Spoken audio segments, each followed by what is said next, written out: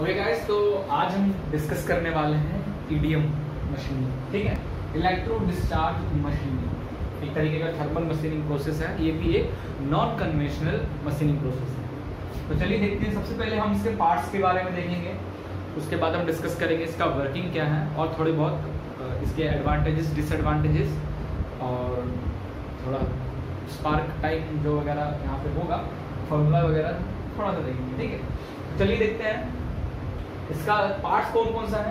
हम एक चैम्बर लेते हैं। ठीक है,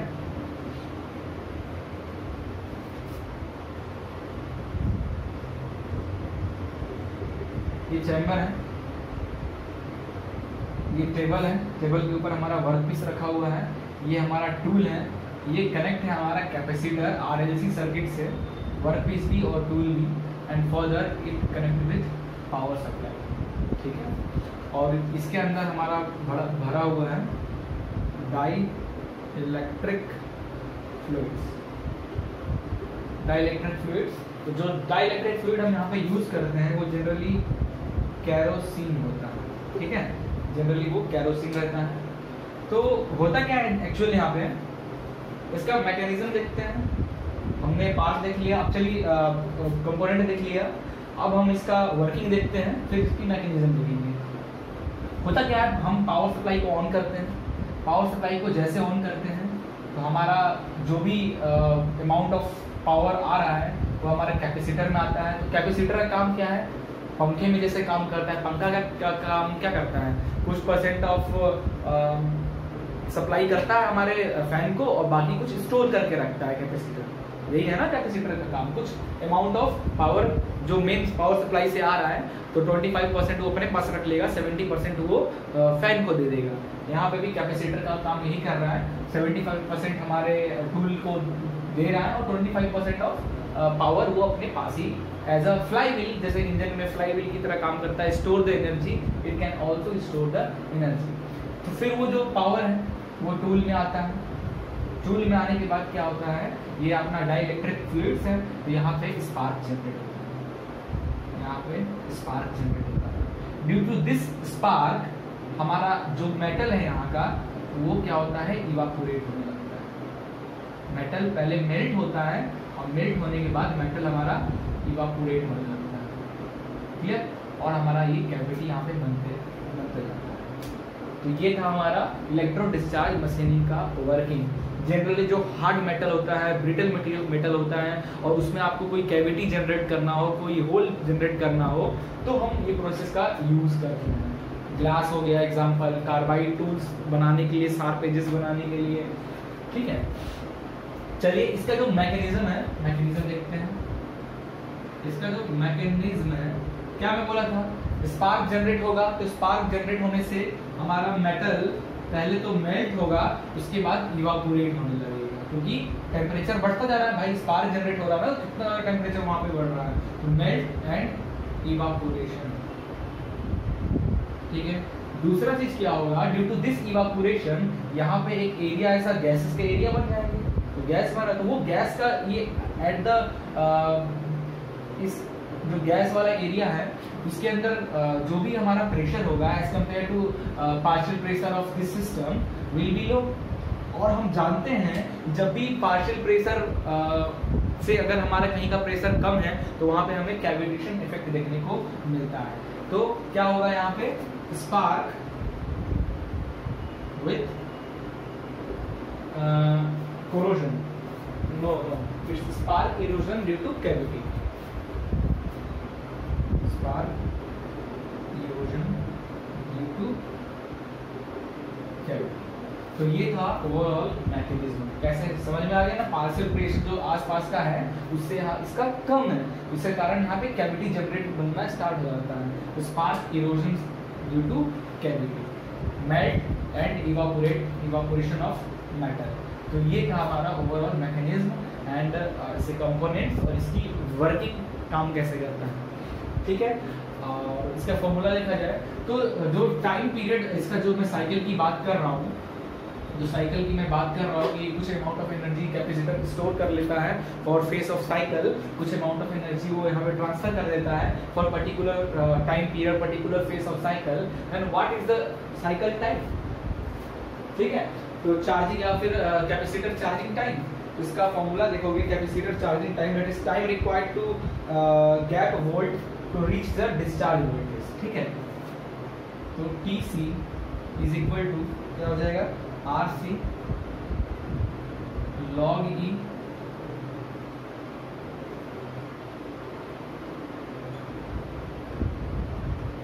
discharge voltage upon supply voltage, where R is the resistance of what? Resistance of this tool. C is the capacitor, the capacitance, ठीक है। VO is the supply voltage, and VD is called discharge voltage। तो ये formula आपको एक याद रखना है। TC is the charging, ठीक है। नाउ तो स्पार्क साइकिल टाइम, जो एनर्जी ट्रांसफर कर रहा है for particular phase of time, particular phase of spark time, तो क्या हो जाएगा, टोटल स्पार्क कितना हो जाएगा या टोटल टाइम कितना हो जाएगा, total time is equal to spark time plus capacitance time. How much energy will be stored for particular phase and some amount of energy will be transferred to the tool. The total time taken for completing one phase is equal to spark time and this capacitance या charging। ठीक है, so energy required, दोनों formula आप note कर लिए। Note करने के बाद अब मैं आपको बताने जा रहा हूँ energy required for per spark. Energy required per spark क्या हो जाएगा, energy required per ES is equal to 1/2C that is capacitance और डिस्चार्ज वोल्ट का square. C is a capacitor, discharge voltage square, that is called energy required for per spark, and therefore what power will be consumed? Power is equal to E S upon TS upon TC, where TS upon TC is called total time taken। ठीक है, तो ये था हमारा overall electro discharge machining के ये 3 important formula है, आपको याद रखना है। अगर न्यूमेरिकल बाय डिफॉल्ट वैसे तो यूनिवर्सिटी एग्जाम्स में नहीं आते, बट हायर लेवल आप किसी एग्जाम की तैयारी कर रहे हो तो आपको ये टर्म्स आपको पता होना चाहिए। ठीक है, तो ये हो गया एक टर्म और हम यहाँ पे लिखेंगे कि मटेरियल रिमूवल रेट MRR की बात कर रहे हैं। ये how much material remove during this spark is called Q is equal to 27.4 into W का 1.54 mm³ per meter. This is the MRR, material removal rate। तो वर्क पीस से how much amount of material will be removed for per spark। ठीक है, तो आपको ये याद रखना है। और इसका अगर आप max where W is the average power, ठीक है, इन W is the average power in kilowatt, and for this maximum MRR is approximate 5000 mm³ पर मिनट। ठीक है, ये हो गया। अच्छा, तो जब स्पार्क हो रहा है वहां पे मटेरियल के ऊपर स्पार्क हो रहा है, 70% एनर्जी लेके वो स्पार्क कर रहा है, तो वहाँ पे जो हीट जनरेट होता है ना, अप्रोक्सीमेट 10,000 डिग्री सेल्सियस तक हीट जनरेट होता है। तो इतना ज़्यादा हीट होने के कारण वहाँ पे जो पार्ट्स हैं स्टार्ट मेल्टिंग एंड इवापोरेटिंग। क्योंकि भाई मेल्टिंग पॉइंट अगर वो आयरन हुआ या स्टील भी हुआ तो उसकी मेल्टिंग पॉइंट कितनी है, 723, 789। ठीक है, और 10,000 डिग्री सेल्सियस, तो मेटल तो पहले पिघलेगा वो तो ठीक है, इतना ज़्यादा टेम्परेचर मिलेगा तो वो इवापोरेट भी होने लगेगा। ठीक है, तो इसके कारण ये हो रहा है। ठीक है, चार्जिंग टाइम हो गया, एनर्जी रिक्वायर्ड पर स्पार्क हो गया, पावर कंजप्शन हो गया, MRR हो गया, material removal rate, average power. Okay, तो एप्लीकेशन देखते हैं कहाँ यूज करते हैं हम इसका। What is the application of EDM machine? Application जो जनरली इसका आपको एक टर्म याद रखना है, डाई सिंकिंग।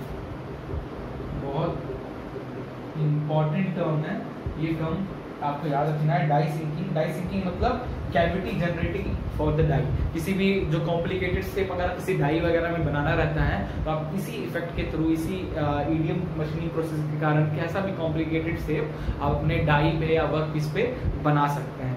तो क्या हुआ, डाई सिंकिंग मतलब डाई में कैविटी जनरेट करना। ठीक है, तो ये था मेन एप्लीकेशन ऑफ EDM। कुछ एडवांटेजेस भी हम यहाँ पे देखेंगे। एडवांटेजेस अगर देखा जाए तो एडवांटेजेस क्या है, all electrically conducting metals irrespective of their melting point, hardness और brittleness can be machined। किसी भी टाइप का आप मेटल ले लो, डिपेंड नहीं करता उसका क्या मेल्टिंग पॉइंट है, उसकी हार्डनेस क्या है, ठीक है, उसकी क्या ब्रिटलनेस है, वो सब मैटर नहीं करता। आप कैसा भी मटेरियल ले लो उस पर ये आपका जो काम है EDM काम करेगा। कैसा भी कॉम्प्लिकेटेड शेप है आप अगर जनरेट करना चाहते हो वो भी ये मशीन से इजीली हो जाएगा। Very hard material can be machine without creating distortion effect on the work. कैसा भी हार्ड मटेरियल जो है, जनरली हार्ड मटेरियल पे अगर हम कन्वेंशनल मशीनिंग कर रहे हैं तो क्रैक्स वगैरह आ जाते हैं, डिस्टॉर्ट हो जाता है वहाँ पे पार्ट, ठीक है, या फिर वहाँ का कुछ पार्ट टूट के गिर जाता है। इन दैट केस यहाँ पे ऐसा कुछ नहीं होने वाला इतना, क्योंकि यहाँ पे क्या मैकेनिज्म क्या हो रहा है, मेल्ट होगा पहले फिर इवापोरेट हो जाएगा। तो हम तोड़ने या कुछ और वाला काम ही नहीं कर रहे हैं। नो, कुछ डिसएडवांटेजेस हैं कि पावर कंजप्शन ज़्यादा है। हाँ, ये तो हमें दिख ही रहा है, इतना ज़्यादा पावर कंज्यूम होगा। ये स्पार्क 10,000 डिग्री सेल्सियस तक जनरेट हो रहा है, तो सोचो कितना पावर वो यूज़ कर रहा होगा। प्रोसेस इज स्लो, ये स्लो प्रोसेस है, काफ़ी टाइम लगता है, ठीक है। तो इसका एप्लीकेशंस मैंने एक बताया आपको, डाई सिंकिंग। कुछ और एप्लीकेशंस हैं, आप चाहो तो ये भी लिख सकते हो, reshaping, sharpening of cutting tool that is carbide का बना होगा, उसमें आप यूज कर सकते हैं। Drilling very small hole, drilling very small hole in hardened part such as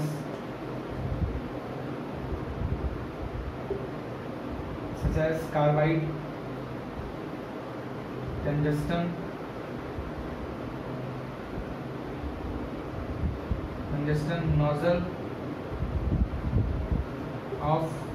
nozzle of diesel engine। ये सब कुछ एप्लीकेशन है इलेक्ट्रो डिस्चार्ज मशीनिंग का। तो आई थिंक आपको ये सारा टॉपिक समझ में आ गया होगा। तो मैंने कोशिश किया होगा कि सारे टॉपिक को कवर करूँ, कोई टॉपिक इसमें छूट नहीं रहा है। EDM में जितना इंपॉर्टेंट टर्म्स थे जो थे मैंने सब डिस्कशन किया है। फिर भी अगर कहीं आपको दिक्कत हो तो आप कमेंट करके पूछ सकते हो, ठीक है। Thank you.